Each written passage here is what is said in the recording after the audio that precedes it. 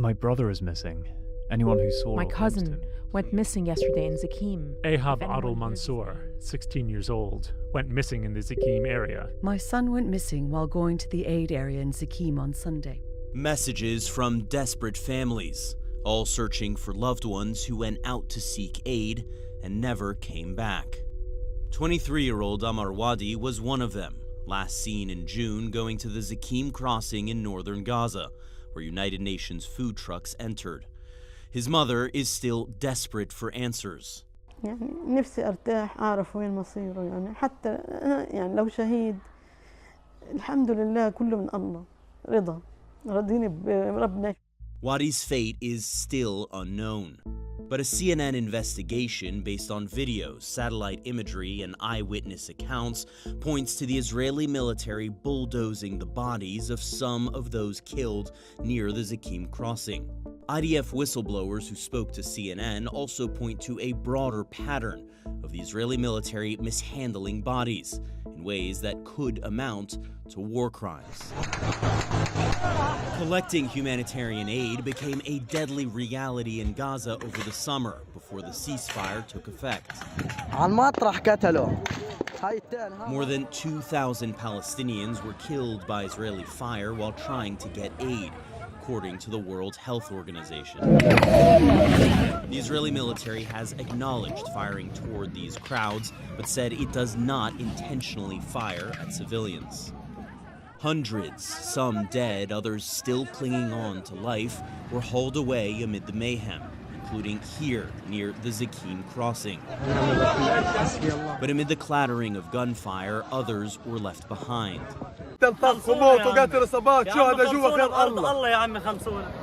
6 aid truck drivers told CNN they saw dozens of bodies near the Zeykeem crossing.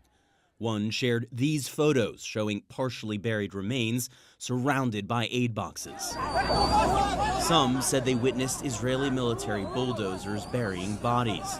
They've asked us to conceal their identities, fearing retribution from Israeli authorities. There are bodies everywhere, decomposed skeletal remains, one truck driver told CNN. Some are covered with dirt because the army cannot tolerate the smell of decomposing bodies, said another. I watched Israeli bulldozers bury the dead, said a third. This video appears to show the aftermath of Israel's bulldozing.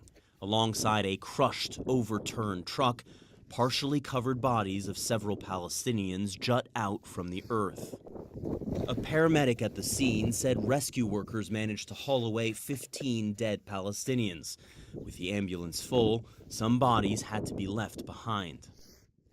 CNN geolocated the video to this location near the Zeykeem crossing.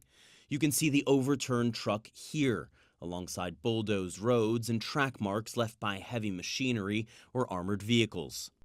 These are the roads where crowds of starving Palestinians swarmed aid trucks on a near daily basis, and where they were fired upon and at times killed by Israeli gunfire.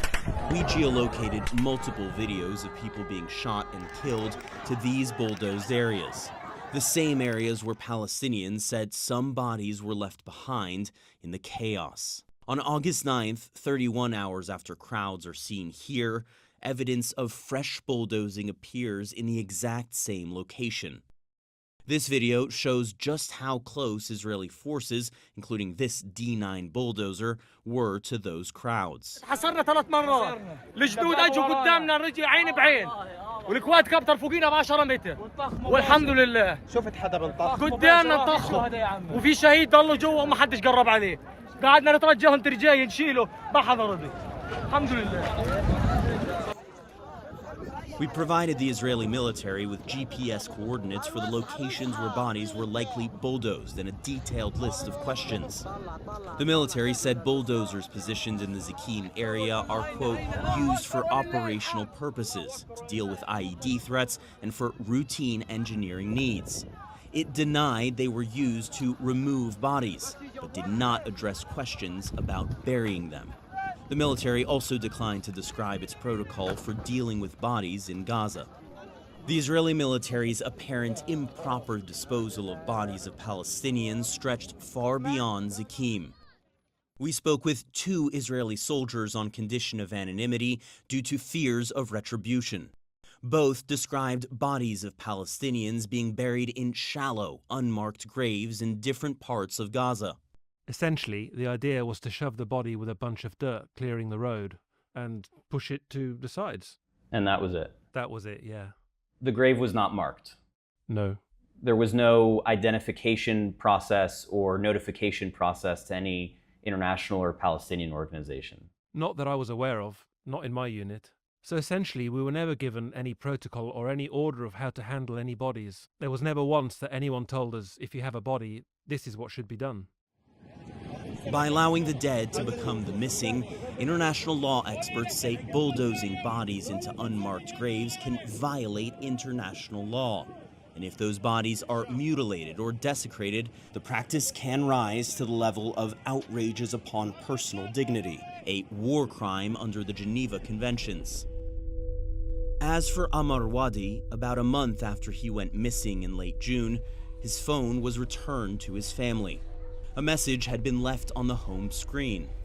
"Forgive me, Mom, if anything happens to me. Whoever finds my phone, please tell my family that I love them so much." A message that reads like a young man's final words. Words that are impossible for a mother to accept without a body to bury. Jeremy Diamond, CNN, Jerusalem.